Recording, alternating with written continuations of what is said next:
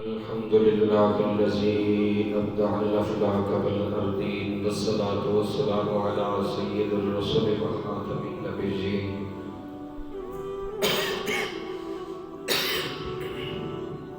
وعلى آله وصحبه أجمعين أما بعد فأعوذ بالله السميع العليم من الشيطان الرجيم بسم الله الرحمن الرحيم والعصر إن الإنسان لفي خسر إلا الذين آمنوا وعملوا الصالحات وتواصوا بالحق وتواصوا بالصبر. قال النبي صلى الله عليه وآله وسلم نعمتان مغبون فيهما كثير من الناس الصحة والفراغ أو كما قال صدق الله وصدق رسوله النبي الكريم الأمين الرؤوف الرحيم. اللهم رب اشرح لي صدري ويسر لي أمري واحلل عقدة من لساني يفقهوا قولي. إن الله وملائكته يصلون على النبي يا أيها الذين آمنوا صلوا عليه وسلموا تسليما. اللهم صل على سيدنا ومولانا محمد وأصحابه وأزواج وآل سيدنا ومولانا محمد وبارك وسلم. الصلاة والسلام عليك يا سيدي يا رسول الله وعلى آلك وأصحابك يا سيدي يا حبيب الله. الصلاة والسلام عليك يا رحمة للعالمين وعلى آلك وأصحابك يا شفيع المذنبين. سورة العصر قرآن کریم کی ایک جامع سورت کی تلاوت ہوئی. رسول کائنات فخر موجودات صلی اللہ علیہ وآلہ وسلم کی امت کو سورہ عصر عطا فرما کے امام قرطبی فرماتے ہیں اللہ رب ذوالجلال نے خلاصہ قرآن بیان کیا. والعصر قسم ہے زمانہ حبیب کی، بے شک ان الانسان بے شک انسان جو ہے لفی خسر خسارے میں ہے. الا الذین آمنوا مگر وہ لوگ نہیں جو ایمان لے آئے. یہ اللہ وہی اللہ ہے جیسے لا الہ الا اللہ کے اندر حرف اللہ ہے استثناء کا، یعنی وہاں مطلب یہ ہے کہ اللہ کے سوا کوئی معبود نہیں. یہاں مطلب یہ ہے کہ ہر انسان خسارے میں ہے سوائے مومن کے اور نیک عمل کرنے والے کے، وہ خسارے میں نہیں. بلکہ فرمایا اِلَّا الَّذِينَ آمَنُوا وَعَمِلُوا الصَّالِحَاتِ وَتَوَاصَوْا بِالْحَقِّ، وہ ایک دوسرے کو حق کی تاکید کرتے ہیں. وَتَوَاصَوْا بِالصَّبْرِ، ایک دوسرے کو صبر کی وصیت کرتے ہیں. حضرت عبداللہ ابن عباس رضی اللہ تعالی عنہ امام بخاری اس حدیث کو کتاب الرقاق کی پہلی حدیث کے عنوان کے تحت لائے. فرماتے ہیں نبی علیہ السلام نے فرمایا نعمتان مغبون فیہما کثیر من الناس. اللہ کی دو نعمتیں ایسی ہیں لوگ جن سے غافل ہیں اکثریت کثیر من الناس. فرمایا اکثریت لوگوں کی ایسے ہے کہ ان نعمتوں کی قدردانی نہیں ان کے پاس. الصحت والفراغ، ایک صحت والی نعمت ہے دوسری فراغت والی نعمت. دونوں نعمتیں ایسی ہے کہ بہت سارے لوگ ان نعمتوں کے بارے میں نقصان اور خسارے میں رہتے ہیں. صحت اور فراغت کے لمحات کو انسان بہت ضائع کرتا ہے، بالخصوص جب صحت نہیں رہتی تب اس صحت کی قدر پڑتی ہے. جب فراغت کا وقت نہیں ہوتا، وقت ہاتھ سے نکل چکا ہوتا ہے، پھر وقت نہیں ہوتا تو انسان کہتا ہے کاش میرے پاس وقت ہوتا تو میں یہ بھی کر لیتا یہ بھی کر لیتا. نبی کائنات صلی اللہ علیہ وسلم کے غلاموں میرے آقا کریم صلی اللہ علیہ وسلم نے فرمایا بالخصوص جب سانسیں اکھڑ رہی ہوتی ہیں اس وقت آقا کریم صلی اللہ علیہ وآلہ وسلم نے فرمایا انسان کو وقت کی قدردانی کا پتہ چلتا ہے اور بندہ کہتا ہے کاش کچھ وقت مل جاتا، لیکن رب کائنات جل مجدہ الکریم کے پاک حبیب صلی اللہ علیہ وسلم نے پہلے ہی بیان فرمایا نعمتان مغبون فیہما کثیر من الناس، یہ دو نعمتیں تو ایسی ہیں کہ نبی کائنات صلی اللہ علیہ وسلم نے فرمایا جب کھو جاتی ہیں تب بندہ ہاتھ ملتا ہے۔ وہ کہنے والے نے کہا وقت پہ کافی ہے قطرہ آب خوش ہنگام کا، وقت پہ کافی ہے قطرہ آب خوش ہنگام کا، جل گیا جب کھیت سارا می جو برسا کس کام کا۔ کہا وہ وقت پر ایک ہی قطرہ کافی تھا، اگر وہ پڑ جاتا آگ بجھ جاتی، اب آگ لگی ہو بعد میں بارش آئے، تو پھر کیا جب کھیت ہی جل جائے تو پھر کیا کریں۔ حضرت امام شافعی فرماتے ہیں انسان نعمتوں کے لحاظ سے سخت آزمائش میں مبتلا، صحت اور فراغت کے لحاظ سے فرما چلی گئی نعمت واپس لوٹائی نہیں جا سکتی۔ اللہ رب جلال کے سچے حبیب صلی اللہ علیہ وسلم کی امت میں صوفیاء ہر بات کو بڑی اہم نظر سے سمجھاتے ہیں۔ حضرت امام شافعی فرماتے ہیں مجھے صوفیاء کے دو جملوں نے بڑی روشنی بخشی ہے میری زندگی گزارنے میں۔ کہتے ہیں نمبر ایک ان کی گفتگو مشاہدے پر مشتمل ہوتی ہے، عام عالم کی گفتگو علم پر مشتمل ہوتی ہے، وہ پڑھ کر دیکھ سن کر وہ بات کرتا ہے، لیکن اللہ کا کوئی صوفی فقیر صوفیاء میں سے اہل اللہ فرماتے ہیں کلندر ہر سے گویا دیدہ گویا، اللہ کا مرد کلندر جب بات کرتا ہے وہ دیکھ کے کرتا ہے، ایسے نہیں کرتا، اس کی نظر فراست و نگاہ بصیرت میں خالق کائنات نے وہ چاشنی رکھی ہوتی ہے، وہ جب بھی بات کرتا ہے دیکھ کر کرتا ہے۔ ایک اللہ والے فقیر فرماتے حضرت نظام الدین اولیاء رحمۃ اللہ علیہ کے بارے میں کہ آپ جب جمعے کی نماز کے لیے آتے تھے دہلی کے بازار میں کپڑا ایسے اڑا ہوتا تھا، ہزاروں مریدین آگے دست بستہ قدم بوسی کے لیے آگے بڑھتے۔ ایک دن خادم کو ساتھ لیا جمعے کی نماز کے لیے چلے، ایک بندہ بھی آگے نہیں آیا سلام کے لیے۔ خادم نے کہا یا حضرت کیفیت کیا ہے، پہلے ہزاروں مریدین آتے تھے اور آج کوئی بھی نہیں آ رہا سلام و استقبال کے لیے۔ آپ نے فرمایا تو کیا چاہتا ہے؟ اس نے کہا وہی کیفیت۔ آپ نے وہ چادر پھر سے الٹا دی، جو اوڑی ہوئی تھی الٹا دی، لوگوں کی قطاریں اسی طرح لگ گئی۔ فرمایا ہم تو اس رش کو پسند، اس ہجوم کو نہیں کرتے، لہذا اس وجہ سے ہم ایسی صورت اختیار کرتے ہیں۔ خالق کائنات جل مجدہ الکریم اپنے کاملین کو یہ منازل دنیا کے اندر دکھاتا ہے کہ حضرت امام احمد بن حنبل رحمت اللہ تعالیٰ علیہ آپ فرمایا کرتے ظاہری علم بھی نبی علیہ السلام کی شریعت میں اللہ کے قرب کے لیے ضروری ہے، مگر باطنی علم بھی وہ کسی اللہ کے فقیر کے پاس جا کے سیکھنا ضروری ہے۔ اسی لیے احمد بن حنبل رحمت اللہ علیہ یہ وہ عظیم شخصیت جن کو نبی علیہ السلام کی 10 لاکھ احادیثیں مبالغہ رہی ہیں، 10 لاکھ احادیثیں ازبر زبانی یاد تھی۔ کتنا بڑا محدث ہوگا، کتنا بڑا محدث حضرت امام احمد بن حنبل رحمت اللہ تعالی علیہ، اللہ اکبر کبیرہ۔ لیکن اتنے بڑے علم کے باوجود آپ ہمیشہ جب کسی فقیر کی مجلس ڈھونڈتے تھے تو حضرت بشر حافی کی مجلس کو تلاش کرتے، وہاں جا کے کچھ دیر بیٹھتے۔ کسی نے کہا آپ امام فی الحدیث ہے، حافظ الحدیث ہے، 10 لاکھ احادیث رسول، احمد بن حنبل آپ کو زبانی یاد ہے، آپ کو کیا ضرورت ہے بشر حافی کی مجلس میں جانے کی؟ فرمایا احمد بن حنبل جس اللہ کو مانتا ہے بشر حافی اس اللہ کو جانتا ہے۔ فرمایا اس لیے میں ان کی مجلس میں جاتا ہوں۔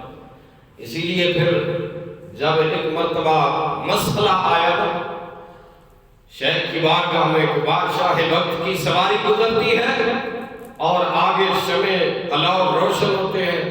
ایک بی بی نے مسئلہ پوچھا، کہا میں ان سرکاری روشن دانوں کی روشنی میں سے چرخہ کاٹ سکتی ہوں؟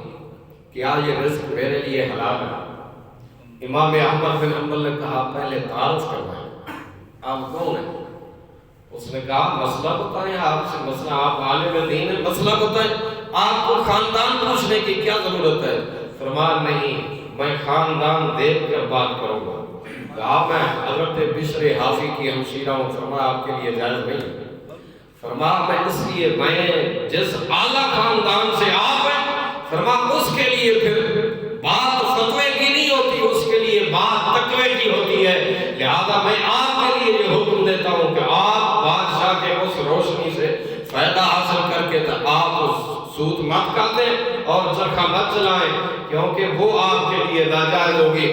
برادران اسلام، حضرت امام احمد بن حنبل رحمۃ اللہ تعالی علیہ، امام شافعی کے استاد، امام شافعی رحمۃ اللہ تعالی علیہ حضرت امام احمد بن حنبل رحمۃ اللہ علیہ کی معیت میں جا کر آپ فرماتے ہیں وقت جو ہے الوقت کالسیف، یہ جو دنیا کا وقت ملا ہے بندے، یہ تلوار کی مانند ہے۔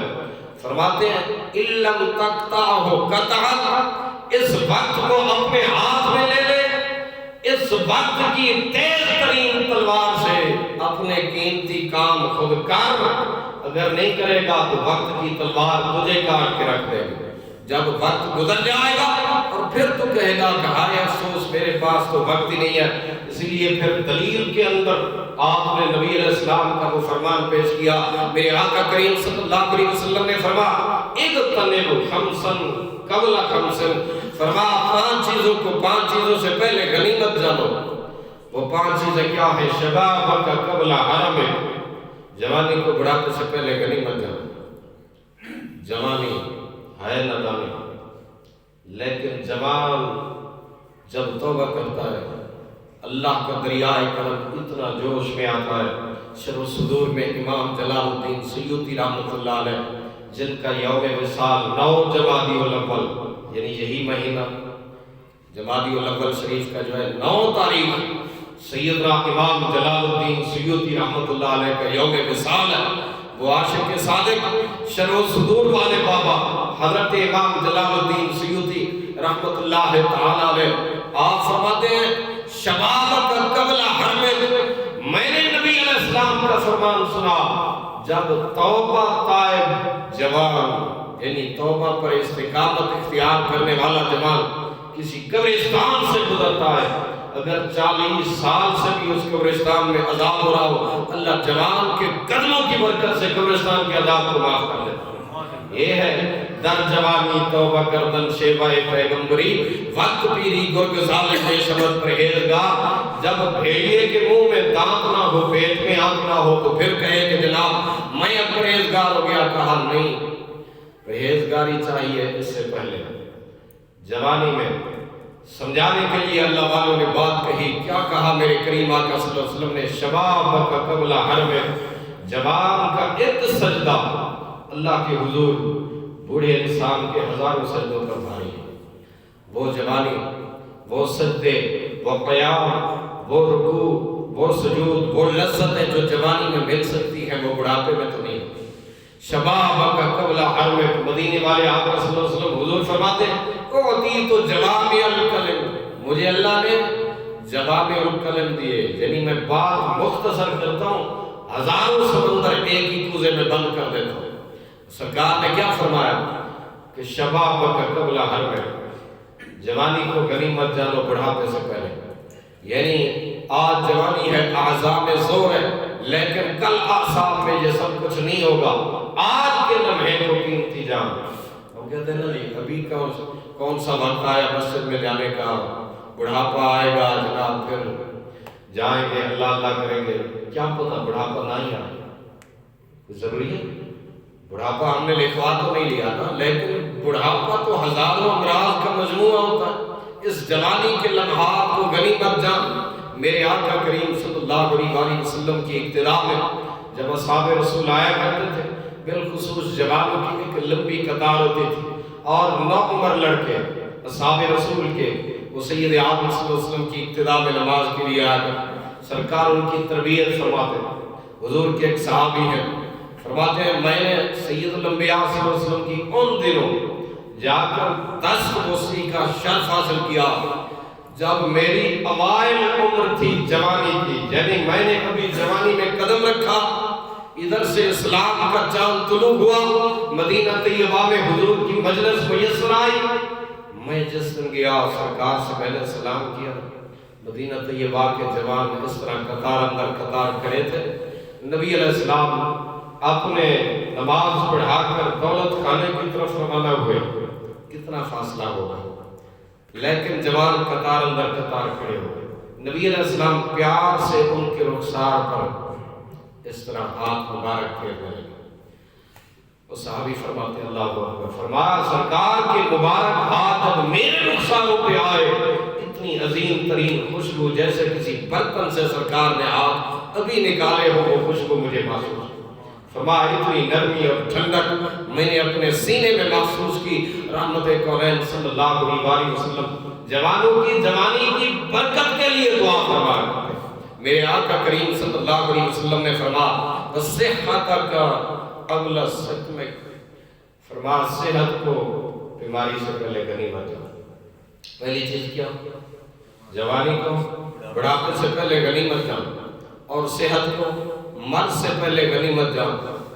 یعنی آج صحت کی گھڑیاں ہیں، جو چاہیں گے کر سکتے ہیں، لیکن ضروری نہیں کہ کل صحت رہے۔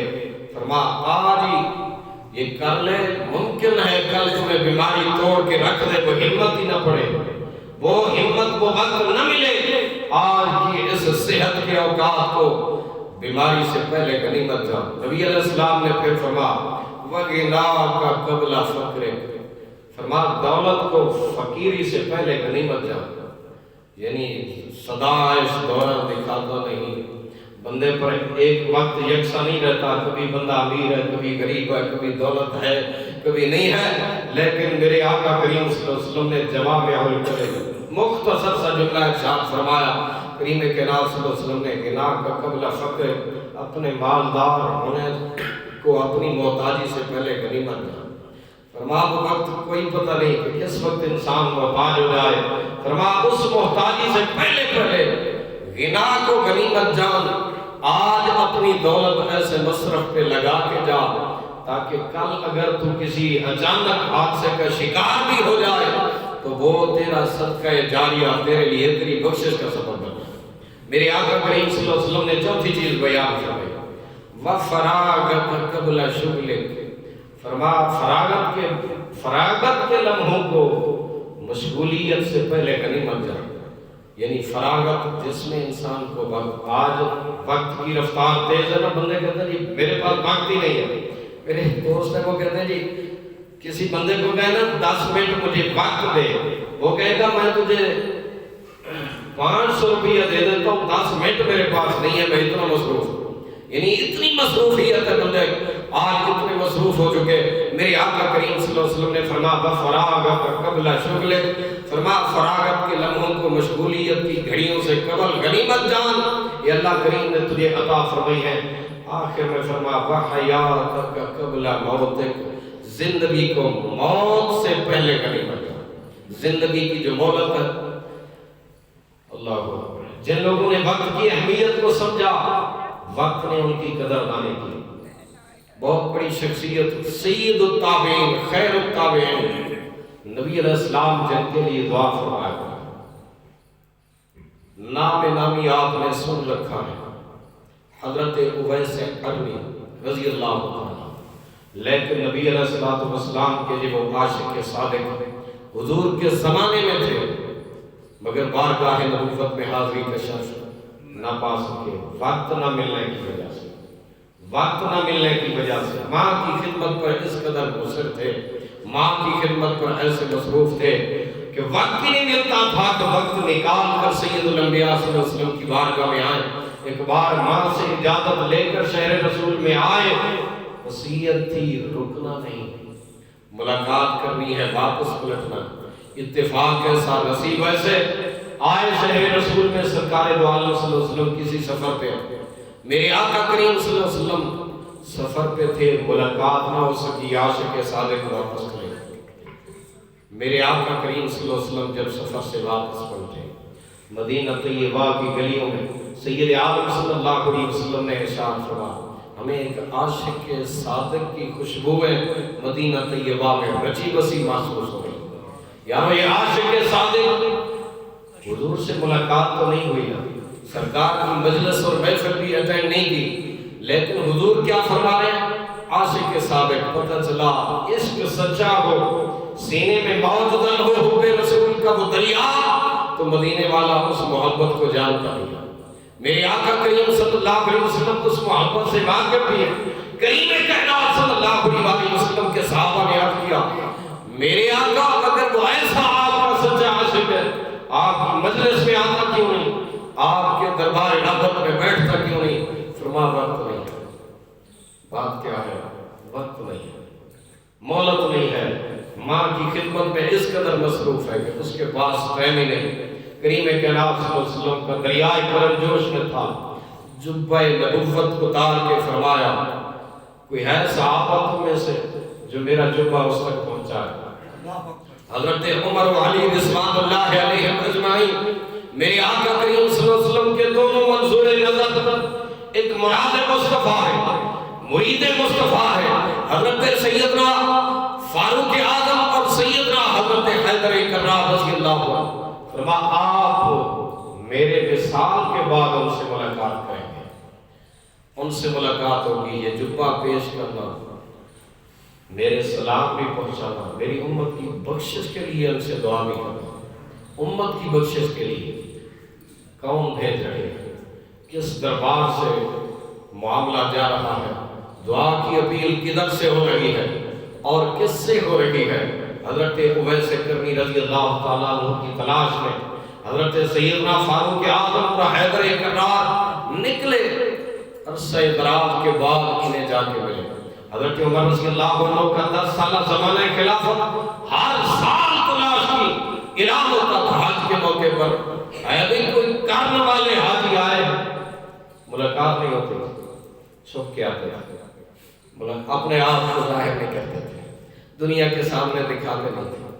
آج تو کتنے القابات ملتے ہیں، نام ہوتا ہے، کیا کچھ ہوتا ہے، کیا کچھ اعلانات ہوتے ہیں، لیکن یہ کیسا عاشق صادق ہے، حج پر بھی آ رہے ہیں مگر کسی کو بتا بھی نہیں، اور چھپ کے حج کر کے جا بھی رکھے ہیں۔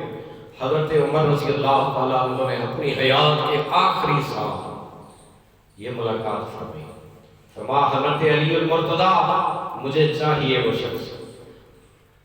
پورے حج کے حجاج کرام میں سے میدان عرفات میں یمن والے الگ کر دیے گئے، کہا یمنیوں بتاؤ کرن والے کون ہیں؟ الگ ہو جائے، الگ ہو گئے۔ کہا تم میں سے اویس نام کا کون ہے؟ انہوں نے کہا جی اویس نام کا ہم میں سے کوئی نہیں۔ کہا نہیں ہوگا کوئی، اگر نہ ہوتا تو بتانے والا یہ نہ فرماتا کہ ملاقات ہوگی، تو میری ملاقات اس سے پکی ہے، بتائیے ہے کون؟ انہوں نے کہا جی اویس نام کا جو پوچھ رہے ہیں آپ، وہ تو عرفات کے میدان میں اس کے مضافات میں اونٹ اس کے چل رہے ہیں، ادھر ارکان حج بھی ادا ہو رہے ہیں، ادھر اونٹ بھی چلا رہے ہیں۔ حضرت سیدنا فاروق اعظم رضی اللہ تعالیٰ عنہ نے فرمایا ہم اس سے ملاقات کریں۔ ملاقات ہوئی، حضرت علی المرتضیٰ شیر خدا جبہ مبارک لے کر پیش فرماتے ہیں، حضرت اویس سے نام پوچھتے ہیں تو نام تک بھی نہیں بتاتے، پوچھتے ہیں آپ کا نام کیا ہے؟ جواب ملتا ہے عبداللہ، یعنی اللہ کا بندہ۔ انہوں نے کہا نہیں۔ حضرت فاروق اعظم نے جلالی طبیعت کے ساتھ فرمایا وہ نام بتائیں جو آپ کی اماں نے رکھا ہے۔ عبداللہ تو سارے ہیں، ہر کوئی اللہ کا بندہ ہے، ہمیں وہ نام چاہیے۔ کہا میرا نام اویس ہے۔ کہا ہاتھ دراز کیجیے، ہاتھ نکالا تو کریم کائنات صلی اللہ علیہ وسلم نے ایک سفید نشان بتایا تھا کہ ہاتھ پر ہوگا۔ میرے آقا کریم صلی اللہ علیہ وسلم کی وہ نشانی، وہ علامت بھی دیکھیے۔ فاروق اعظم رضی اللہ تعالیٰ عنہ نے ارشاد فرما حضور کے سلام قبول فرمائیے، جبہ پہن کر اللہ کے حضور امت کی بخشش کا سوال کیجیے۔ کہا جبہ پہن کر تو نہیں، جبہ پیش کر کے دعا کرتا ہوں۔ حضرت اویس کرنی رضی اللہ عنہ دور فاصلے کو تشریف لے گئے، سر سجدے میں رکھا۔ وہ عظیم شخصیت اویس کرنی جن کو سید التابعین کا شرف ملا، میرے کریم آقا صلی اللہ علیہ وسلم نے فرمایا اویس کرنی وہ عظیم عاشق صادق ہے، دن قیامت کے جب اللہ کی عدالت میں آئے گا اویس 70,000 فرشتوں کے جھرمٹ میں ہوگا، سب ملائکہ کی شکل بھی شکل انسانی میں اویس جیسی ہوگا، کوئی پہچان نہ سکے اس عاشق صادق۔ وہ کتنا اپنے آپ کو چھپاتا ہوگا، حضور کا کیسا عاشق صادق ہوگا۔ سیدنا اویس کرنی رضی اللہ تعالیٰ سر سجدے میں رکھتے ہیں، وقت طویل گزرتا ہے، حضرت فاروق اعظم اور حضرت علی المرتضیٰ رضی اللہ عنہ فرماتے خدشہ لاحق ہوا، کہیں عاشق صادق کی روح وصال حق کو نہ پہنچ چکی ہو، لہذا قریب گئے تو قدموں کی کھسکساہٹ سے سر اٹھا لیا، کہا آنے میں جلدی کی، ہم تو منانے میں لگے تھے جب تک امتی کہنے والے حبیب کی آخری امت کا آخری فرد بخشا نہ جاتا۔ یہ جبہ ہم نہ پہنتے، ہم لاڈ میں کہہ رہے تھے مالک تیرے حبیب نے یہ جبہ بھیجا، لیکن ساتھ جو جملہ میرا نقطہ نظر ہے وہ کیا ہے؟ فرمایا بھائیو آپ نے آنے میں جلدی کی، لیکن میرے آقا کریم صلی اللہ علیہ وسلم نے فرمایا قبیلہ بنی کلب کی بھیڑ بکریوں کے بالوں سے بھی زیادہ اللہ اویس کی دعا پر میری امت کی بخشش فرما دے گا۔ یہ فرمانے کے بعد فرمایا السلام علیکم ورحمۃ اللہ، میں نے آخرت کی تیاری کرنی ہے، آپ نے بھی آخرت کی تیاری کرنی ہے، اب قیامت میں ملاقات ہو۔ نقطہ نظر یہ ہے، میرے آقا کریم صلی اللہ علیہ وسلم نے جو وقت کی اہمیت بتائی، کریم کائنات صلی اللہ علیہ وسلم نے فرمایا اس وقت کو قیمتی بنا لو۔ وقت کی اصل قدر و قیمت جس نے بھی کی، وقت نے اسے ضائع نہیں کیا، زمانے نے پھر اسی کو ہمیشہ سلامیاں پیش کی ہیں جنہوں نے اپنے وقت کی قدر و قیمت کی۔ وہ ہمارے استاد سے بتایا کرتے، کہا ایک دفعہ میرا ایک دوست فیصل آباد سے پنڈی کے لیے روانہ ہوا، اے سی بس میں سفر کیا انہوں نے، پنڈی پہنچے تو سارے دوران سفر انہوں نے دیکھا کہ ڈرائیور نے کسی سے بات نہیں کی، حالانکہ ڈرائیور حضرات کا معمول آپ دیکھتے ہیں، ادھر سے گانے چل رہے ہیں، ادھر سے کنڈکٹر کے ساتھ باتیں ہو رہی ہیں، سب کچھ، لیکن وہ واحد ڈرائیور میں نے دیکھا کہ فیصل آباد سے لے کر پنڈی تک پورا سفر دوران سفر زیر لب کچھ پڑھتا رہا، لیکن اس نے کسی سے بات نہیں۔ کہا جس وقت وہ اترنے لگا تو اس ساتھی نے پوچھا کہ آپ بولے نہیں پورے راستے، آپ کیا پڑھ رہے تھے مجھے بتایا؟ اس نے کہا چھوڑیے جی میرا بھی معمول ہے، آپ اس کو چھوڑ دیجیے۔ اس نے جب اصرار کیا اس نے کہا الحمدللہ تعالی میں قرآن کریم کا حافظ ہوں، میں فیصل آباد سے پنڈی تک کا سفر کرتا ہوں 15 پارے پڑھ لیتا ہوں، واپس پنڈی سے فیصل آباد تک 15 پارے روزانہ ایک ختم قرآن میں پڑھتا ہوں، یہ میرا معمول ہے۔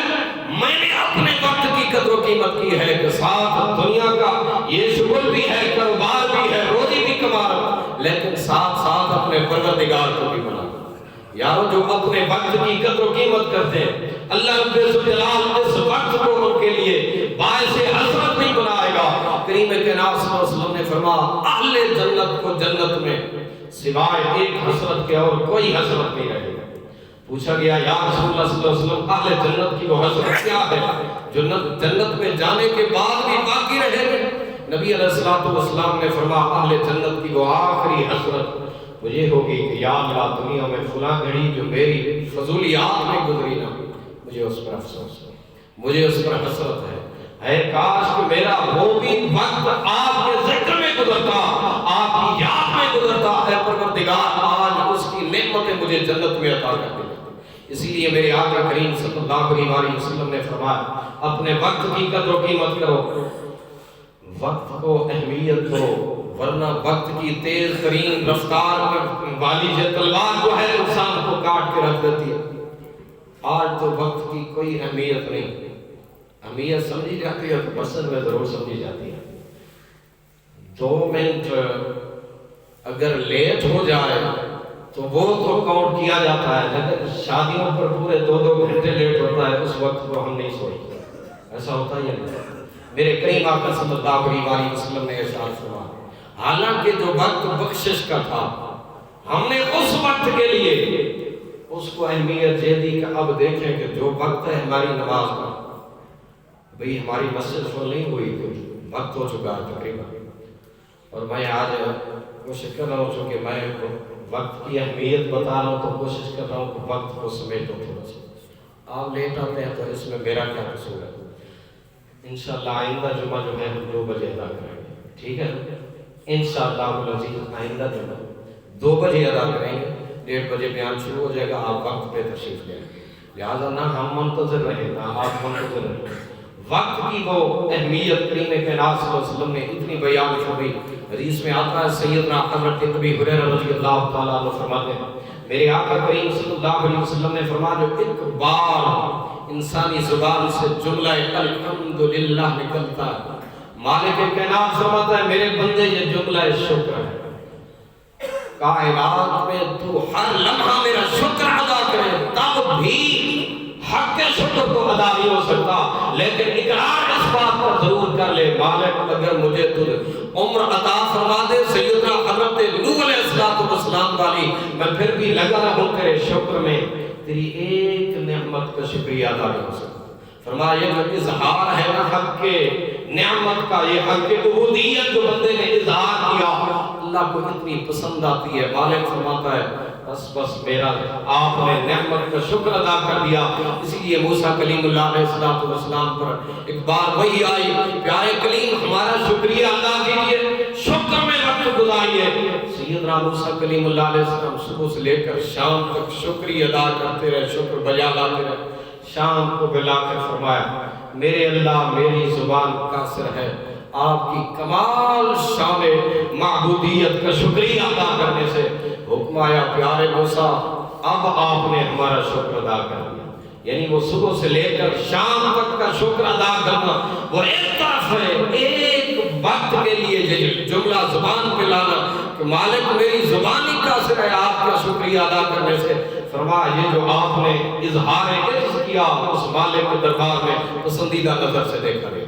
اللہ کریم کی بارگاہ میں دعا ہے مالک کائنات ہم سب کو اپنے وقت کی اہمیت کی توفیق نصیب فرمائے، وقت پر ہم سب کو نماز کے لیے آنے کی توفیق عطا فرمائے.